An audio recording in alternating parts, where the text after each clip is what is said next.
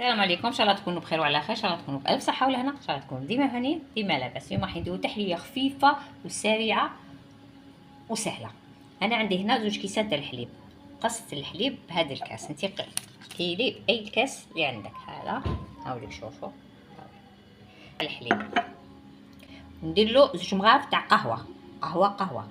هايليك نزيدو قلنا 2 مغارف تاع قهوه عادي.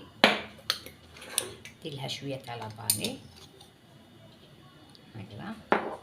وندير هذه تحبي ديري نسكافيه، تحبي هذه كوفي مات، هذيك تتباع في الاسواق. هاي شوف نسبريمي هذيك وحده.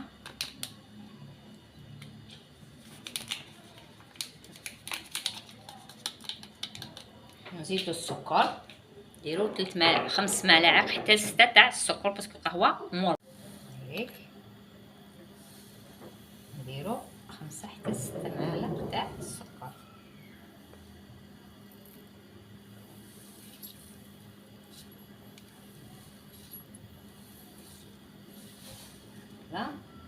نضيف لها شوكولا نوفا هذيك، هاتي نضيف لها شوكولا نوفا، ندير لها ملعقه. 2 مغارف تاع مايزينا، اوكي 2 ملاعق تاع مايزينا ناشا.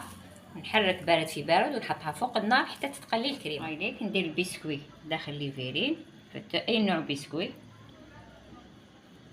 ونفرغ التحليه في ليفيرين هكذا.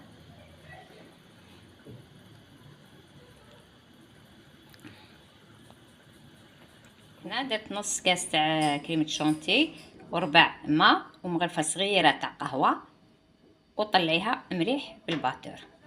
زيدي لها 2 مغارف تاع. طلعت لنا الكريمه، نديرو فوق درت لها انا شويه بنان هكذا، ونديرو لها الكريمه من فوق عشوائيه هكا.